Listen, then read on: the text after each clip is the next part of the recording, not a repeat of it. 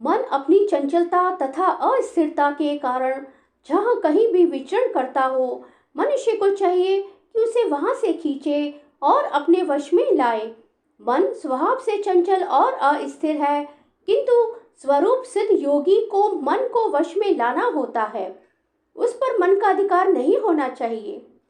जो मन को तथा इंद्रियों को भी वश में रखता है वह गोस्वामी या स्वामी कहलाता है, और जो मन के वशीभूत होता है वह गोदास अर्थात इंद्रियों का सेवक कहलाता है। गोस्वामी इंद्रिय सुख के मानक से भिज्ञ होता है। दिव्य इंद्रिय सुख वह है जिसमें इंद्रियां ऋषिकेश अर्थात इंद्रियों के स्वामी भगवान कृष्ण की सेवा में लगी रहती हैं। शुद्ध इंद्रियों के द्वारा कृष्ण की सेवा ही कृष्ण चेतना या कृष्ण भावनामृत कहलाती है।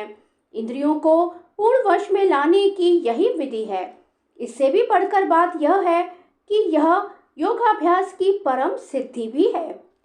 प्रशांत मनसम हीनम योगिनम सुख मुक्तमम उपेति शांतर जसम ब्रह्मभूतम कल्मषम। जिस योगी का मन मुझ में स्थिर रहता है वह निश्चय ही दिव्य सुख की सर्वोच्च सिद्धि प्राप्त करता है। वह रजोगुण से परे हो जाता है। वह परमात्मा के साथ अपनी गुणात्मक एकता को समझता है और इस प्रकार अपने समस्त विगत कर्मों के फल से निवृत्त हो जाता है। ब्रह्मभूत वह अवस्था है जिसमें भौतिक कल्मश से मुक्त होकर भगवान की दिव्य सेवा में स्थित हुआ जाता है। जब तक मनुष्य का मन भगवान के चरण कमलों में स्थिर नहीं हो जाता तब तक कोई ब्रह्म रूप में नहीं रह सकता। भगवान की दिव्य प्रेमा भक्ति में निरंतर प्रवृत्त रहना या कृष्ण भावनामृत में रहना वस्तुतः रजोगुण तथा भौतिक कल्मश से मुक्त होना है। इस प्रकार योगाभ्यास में निरंतर लगा रहकर आत्मसंयमी योगी समस्त भौतिक कल्मश से मुक्त हो जाता है और भगवान की दिव्य प्रेमा भक्ति में परम सुख प्राप्त करता है। आत्म साक्षात्कार का अर्थ है भगवान के संबंध में अपनी स्वाभाविक स्थिति को जानना।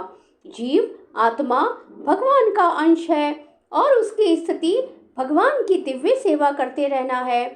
भ्रम के साथ यह दिव्य सानिध्य ही भ्रम संस्पर्श कहलाता है। सर्वभूतस्था मात्मानं सर्वभूतानि चात्मनि ईशते योग युक्तात्मा सर्वत्र समदर्शनः। वास्तविक योगी समस्त जीवों में मुझको तथा मुझ में समस्त जीवों को देखता है। निसंदेह स्वरूप प्रसिद्ध व्यक्ति पर स्वरूप सिद्ध व्यक्ति मुझ परमेश्वर को सर्वत्र देखता है।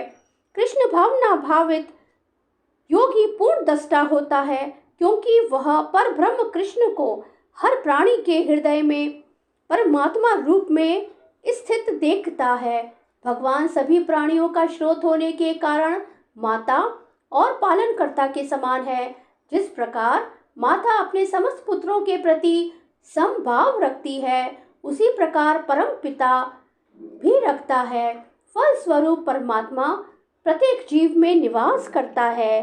श्री कृष्ण शरणम मम, श्री कृष्ण शरणम मम, श्री कृष्ण शरणम मम।